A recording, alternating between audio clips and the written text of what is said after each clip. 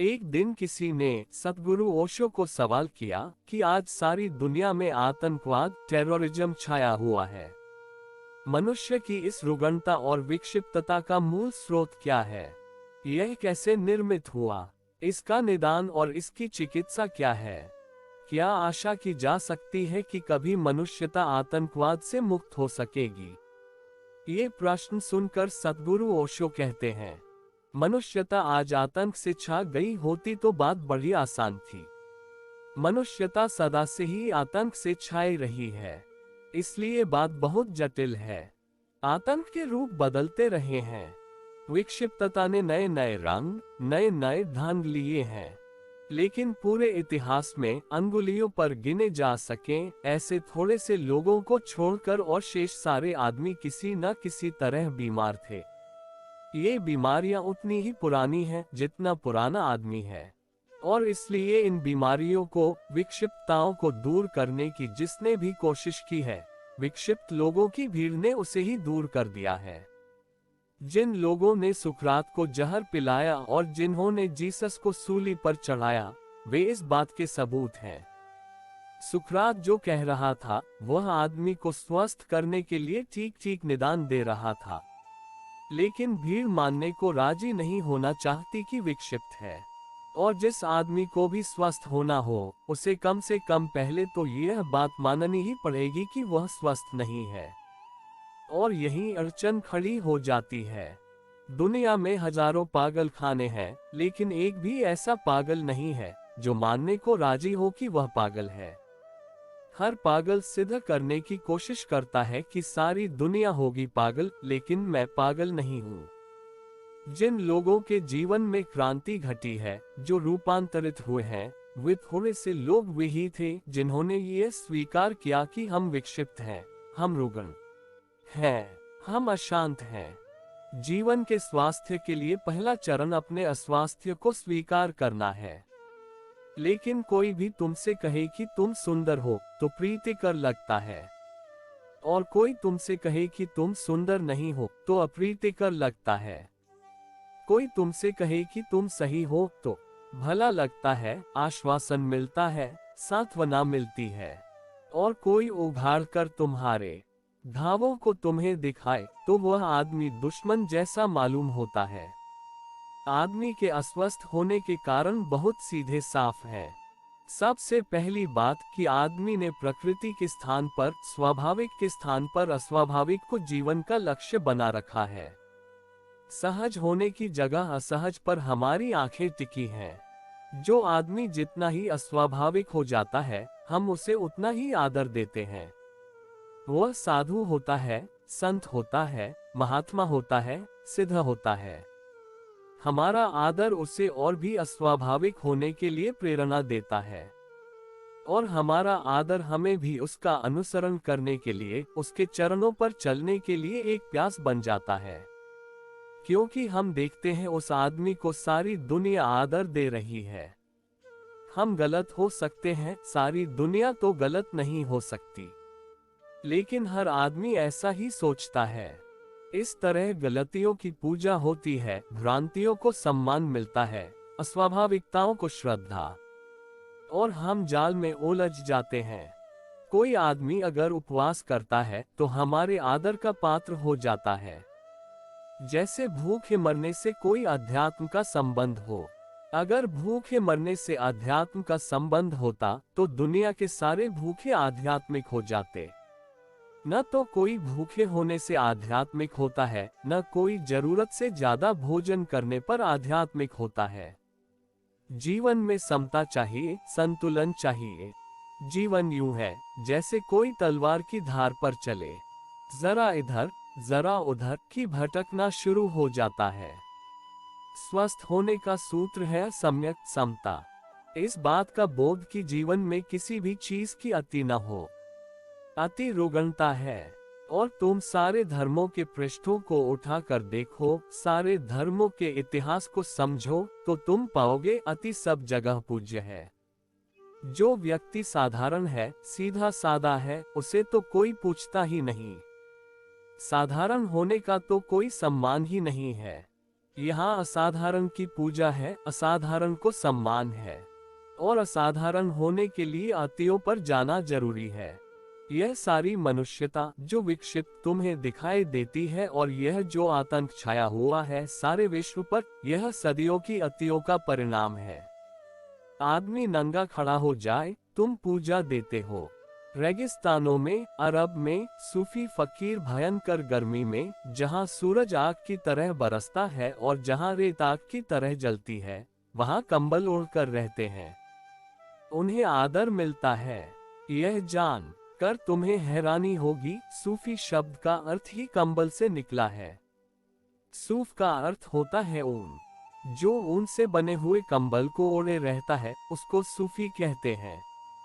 और खूब मजा है। और जब तुम पागलपन की पूजा करोगे तो तुम इस बात की खबर दे रहे हो कि तुम खुद भी उस पागलपन को जीना चाहते हो। माना कि आज मजबूर हो, माना कि आज इतनी हिम्मत नहीं, माना कि आज परिस्थितियां अनुकूल नहीं, तो कल सही, अगले जन्म में सही। मगर तुम्हारी पूजा तुम्हारे जीवन की दिशा बताती है और तुम्हारे भीतर की आकांक्षा बताती है। सीधा सादा आदमी, साधारण आदमी, जिसके जीवन में कोई अति न हो, वह तो तुम्हें दिखाई भी नहीं पड़ेगा, वह तुम्हारी नजर में ही न आएगा। और वही स्वस्थ है। वह आनंदित होगा, शांत होगा, निश्चित होगा, लेकिन समादृत नहीं। अन्य शब्दों में मैं कहूं, हमें अपने समादर के मूल्य बदलने होंगे।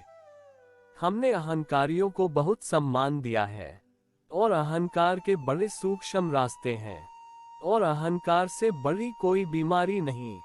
और हम बचपन से हर बच्चे को जहर पिलाते हैं अपने बच्चों को। और हम जो करते हैं प्रेम के कारण करते हैं। हमारी इच्छाओं में कोई खराबी नहीं है। मैं तुम्हारी सदिच्छा पर संदेह नहीं कर रहा हूँ, लेकिन हम जहर पिलाते हैं अनजाने। हर बाप चाहता है उसका बेटा कक्षा में प्रथम आए, विश्वविद्यालय में प्रथम आए, देश में प्रतिष्ठित हो, पद्म भूषण बने, भारत रत्न बने, नोबेल प्राइज का विजेता हो। लेकिन कोई भी नहीं सोचता कि परिवार में, विद्यालय में, पड़ोस में, सब तरफ से सम्मान अहंकारी को दिया जा रहा है, जो आगे है। फिर आगे होने की एक दौड़, एक ज्वर यूं पकड़ लेता है कि आदमी जिंदगी भर दौड़ता ही रहता है, आगे होना है। और ऐसी गजब की भीड़ है, और तुम कहीं भी हो, कोई न कोई तुमसे आगे है। मन को चोट पहुंचती है, मन को दुख होता है। मैं कलकत्ते में एक परिवार में मेहमान होता था। उनके पास कलकत्ते की सबसे सुंदर इमारत थी, बहुत प्यारा बगीचा था। कभी जब कलकत्ता राजधानी थी तब वह गवर्नर का निवास था। उन्हें अपने मकान का बड़ा गौरव था। वे मकान के सिवाय दूसरी कोई बात ही न करते थे। मैं कई बार उनके घर ठहरा था। मैं उनसे कहता कि मैं सब देख चुका हूँ, तुम्हारे घर के इंच इंच से परिचित हूँ, अब तो मुझ पर कृपा करो। बार बार कहाँ तक यह प्रशंसा सुनूं। लेकिन आखिरी बार जब मैं उनके घर मेहमान हुआ तो मुझे बड़ी हैरानी हुई। वे एकदम चुप थे, घर की कोई बात ही न करते थे। मैंने कहा कुछ तो घर की बात छेड़ो, कुछ अजीब लगता है तुम और चुप बैठे हो। उन्होंने कहा अब कोई घर की न होगी, देखते नहीं हो सामने किसी दूसरे आदमी ने एक और महल खड़ा कर लिया है, और जब तक इस महल से ऊंचा महल खड़ा मैंने नहीं कर लिया तब तक अब मकान की कोई बात नहीं करनी है। अब मकान से कुछ मतलब नहीं है। मैंने कहा यह वही प्यारा मकान है, ये वही प्यारी चीजें हैं ऐतिहासिक। और मैंने कहा उसने मकान खड़ा कर लिया है, उसने तुम्हारे मकान को तो छुआ भी नहीं। तुम्हारा मकान वही का वही है, तुम क्यों परेशान होते हो। संयोग की बात, जिसने मकान बनाया था वे भी मेरे परिचित थे। मैं आया हूँ तो मुझे मिलने आए और मुझे निमंत्रित किया भोजन के लिए, और मेरे साथ मेरे मेजबान को भी निमंत्रित किया। उनके हट जाने के बाद मेरे मेजबान ने कहा मैं उस मकान में कदम नहीं रख सकता, आग लगवा दूं उस महल में, चाहे अपना जीवन भी क्यों न खोना पड़े। मैंने कहा वह आदमी तो भला है, बेचारा मिलने आया, तुम्हें निमंत्रित भी कर गया। इसको मिटवा कर रहूंगा। उन्होंने कहा, यह भलापन वलापन कुछ भी नहीं है, ये शरारती बातें हैं। वह किसी भी तरह से मुझे अपने महल के अंदर की चीजें दिखाना चाहता है, क्योंकि मैं बहुत बार उसे दिखा चुका हूँ, मगर मैं नजर भी न उठाऊंगा। मैं उसके मकान की तरफ देखता भी नहीं। मैंने अपनी कार के दरवाजों पर पर्दे लगवा दिए हैं। मैंने अपने बगीचे की दीवार ऊंची उठवा दी है। मैं किसी तरह यह भूल ही जाना चाहता है कि वह मकान है भी। तुम्हें अकेले जाना होगा। मुझे माफ करो, मैं तुम्हारे साथ न आ सकूंगा। क्या पागलपन है। लेकिन हर बच्चे को दूध के साथ जहर घोल घोल कर पिलाया जा रहा है। महत्वाकांक्षा का एम्बिशन। यूं ही न मर जाना, कुछ होकर दिखाना, इतिहास में नाम रह जाए। दुनिया याद करे कि कभी तुम भी थे, और तुम बड़े से बड़े पदों पर पहुंच जाओ।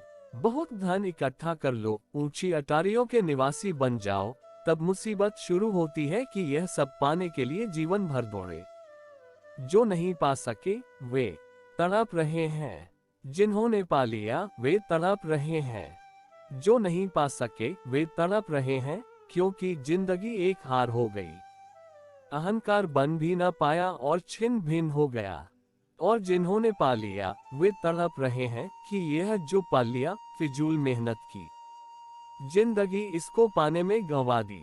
शांति का एक क्षण नहीं है, प्रेम की एक बूंद नहीं है, संगीत का एक स्वर नहीं है। भीतर सब खालीपन है, अर्थहीनता है। सारी मनुष्यता पर एक रोग है, और वह रोग है महत्वाकांक्षा का रोग। लड़े जाओ। यह भी चिंता छोड़ दो कि जिन साधनों से लड़ रहे हो वे ठीक है या गलत। फुर्सत किसे है, समय थोड़ा है और जिंदगी का कोई भरोसा नहीं। तो चाहे साधन सही हो या गलत, मगर तुम्हें सिद्ध करके बताना है कि तुम कुछ हो। और मजा यह है कि दोनों तरफ हार है। हारे तो हारे, जीते तो और बुरी तरह हारे। तो स्वभावतः हर आदमी रुग्ण मालूम होता है, हर आदमी बेचैन मालूम होता है। हर आदमी के भीतर सिर्फ लपटें हैं, ईर्ष्या है, जलन है, शांति नहीं, आनंद नहीं। कोई काव्य जन्म नहीं लेता, कोई नृत्य नहीं उठता, और मौत द्वार पर आ जाती है। और तुम्हारे पास सिवाय आंसुओं के और एक हारी हुई जिंदगी के मौत को भेंट करने को कुछ भी नहीं होता। यह महत्वाकांक्षा की लंबी यात्रा अपनी अंतिम घड़ी पर पहुंच गई है। अब यूं नहीं है कि यह कोई धीमी धीमी जलती हुई आग है, कोई कुनकुनी। अब यह भयंकर लपटों की तरह जल रही है। सारी दुनिया बुरी तरह बेचैन है, और एक ही उपाय है कि हम मनुष्य को महत्वाकांक्षा से मुक्त कर दें। महत्वाकांक्षा बाहर दौड़ाती है और पहुंचाती कहीं भी नहीं है। ये रास्ते जो बाहर दौड़ते मालूम पड़ते हैं, ये कहीं भी नहीं जाते। चलते जाओ, इनका कोई अंत नहीं आता। तुम्हारा अंत आ जाता है। ये रास्ते यूं ही पड़े रहते हैं। ये रास्ते समाप्त नहीं होते, तुम समाप्त हो जाते हो। महत्वाकांक्षा की जगह आत्म अभीप्सा, अपने को जानने की आकांक्षा, अपने को पहचानने की, अपने में डूबने की। बस एक ही इलाज है, एक ही बीमारी है। नाम अलग अलग होंगे, रूप अलग अलग होंगे, इलाज भी एक ही है।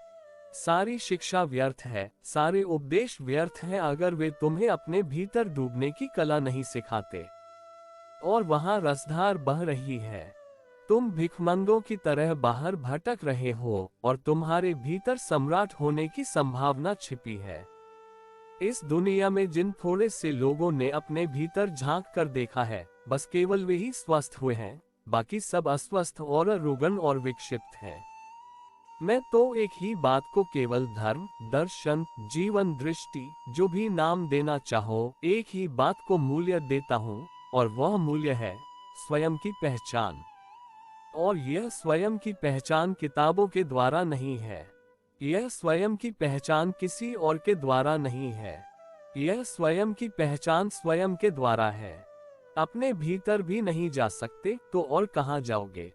थोड़ी सी देर को अपने भीतर भी नहीं डूब सकते तो और कहाँ, किन सागरों की यात्रा को निकले हो? अगर हम चाहते हैं कि मनुष्यता स्वस्थ हो जाए और यह जो आतंक चारों तरफ बढ़ता ही चला जाता है, विस्फोटक होता चला जाता है, हिंसात्मक होता चला जाता है, यह समाप्त हो जाए, ये आग की लपटें फूलों में बदल जाएं, तो एक ही रास्ता है, उस रास्ते का नाम समाधि है। सहज बनो, सामान्य बनो, समता में जियो।